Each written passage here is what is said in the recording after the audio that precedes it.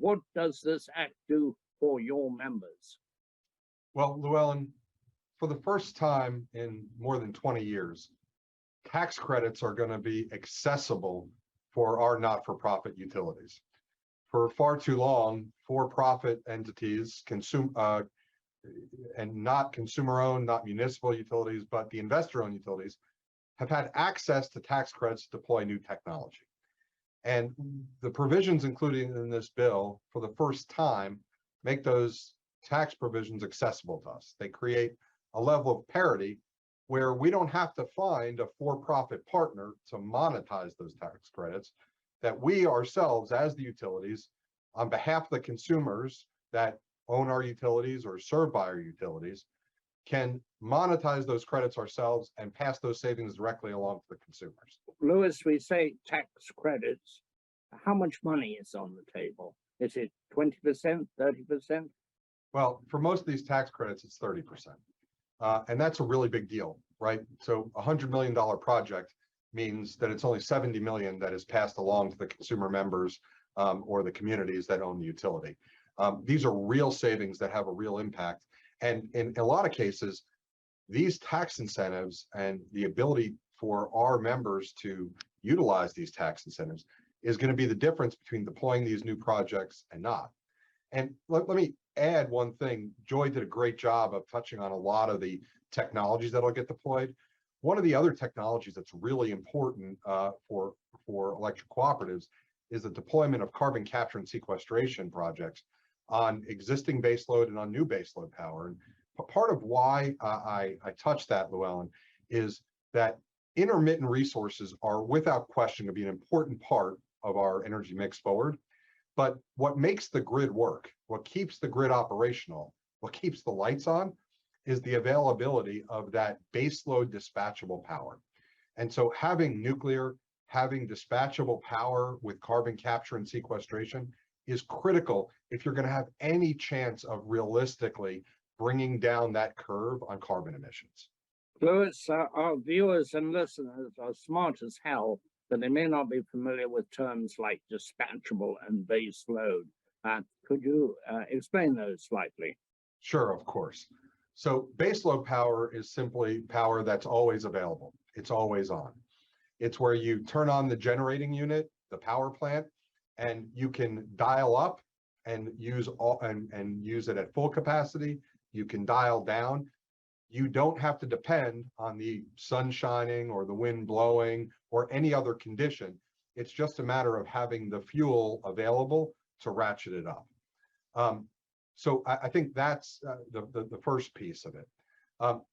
Intermittent resources, again, are going to be an important piece of the equation. That's wind and sunshine. Correct.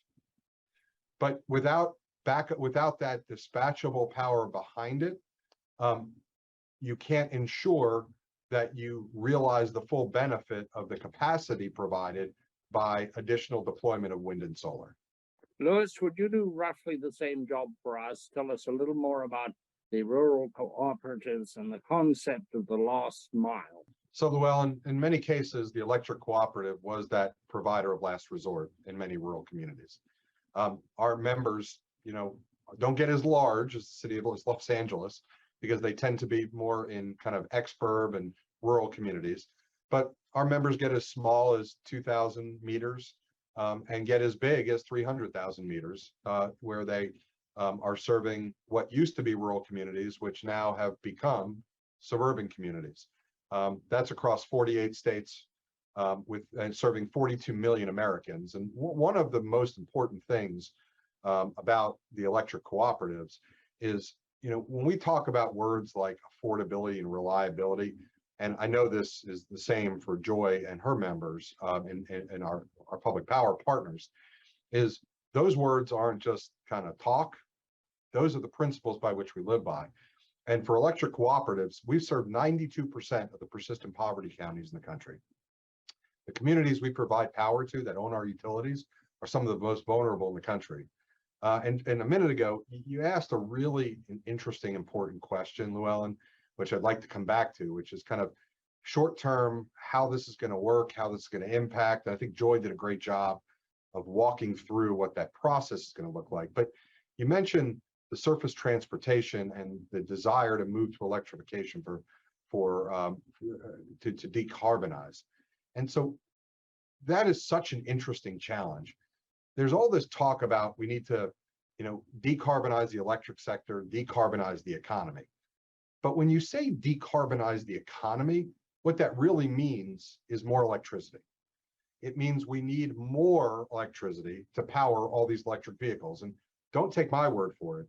The National Academy of Science, which is reasonably unimpeachable, says you need an additional 170% of generating capacity to facilitate the transition of the surface transportation fleet.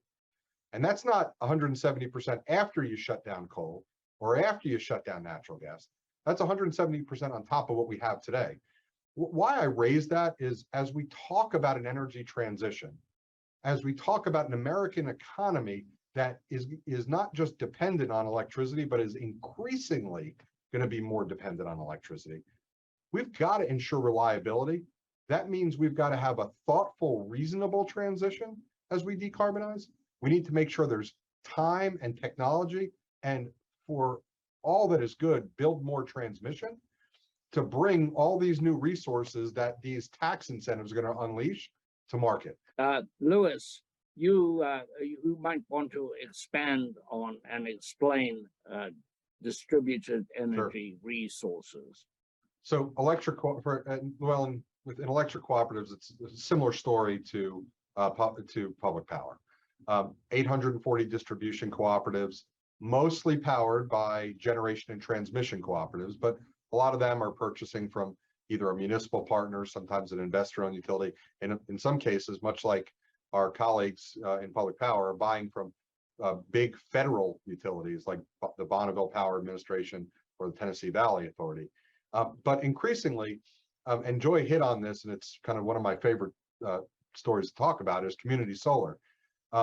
Electric cooperatives are the largest owners of community solar in the country. And part of that was because of our local control, our local governance being owned by the community, we can make quick, nimble decisions to deploy technology. And have done that in lots of different communities, whether it was a solar and battery demonstration project we did in partnership with the Department of Energy in North Carolina, or some of our communities out west in states that are solar heavy, like New Mexico or Arizona or Colorado, that are deploying community solar to provide an additional layer of both resiliency, reliability, and create downward pricing pressure. And I think that those combination of factors really makes it a valuable tool. So I think what we're starting to see is that economy of scale, the way that we've developed the technology, nascent technologies, that we've brought down the price point, and if we could only address some of these supply chain woes, it'll make it a whole lot easier to deploy more and more of these community solar and distributed projects around the country. Thank you. I would like somebody to explain DER, distributed energy resources, just so the viewers and listeners understand it. Sure, and I'm sorry if I didn't touch on that well enough. No, please. So distributed energy resources is instead of at utility scale, where you start to deploy them more on a localized level, where you have kind of a system operator, where you have localized or community solar, you have kind of micro wind, you're using hydroelectric heat, you're using geothermal heat pumps, and energy efficient controls to more effectively kind of manage the system on a more real-time basis than just worrying about generating the power, pushing it over the power line, and using it as you see fit. It's a more kind of two-way communication and engaged program of energy resource management, as opposed to the traditional way that it was done 50 years ago. And what it does is it creates these great opportunities for a better relationship between the utility and the consumer. It puts more control in the consumer's hands about managing their energy consumption, and allows for more efficient control of load to flow in both directions. I'm told by one of your members, Rayburn Electric down there in Texas, that in fact it can save or add to the available electricity about 10%, which is a huge amount.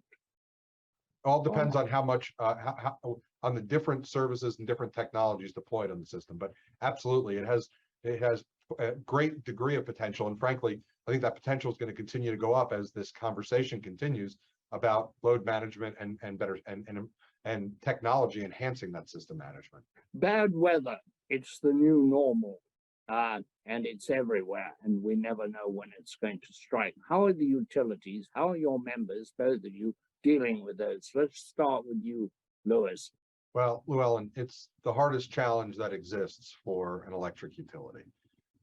You know, Joy hit on that, on reliability, and reliable service is I don't want to overstate it, but is easy when conditions are perfect.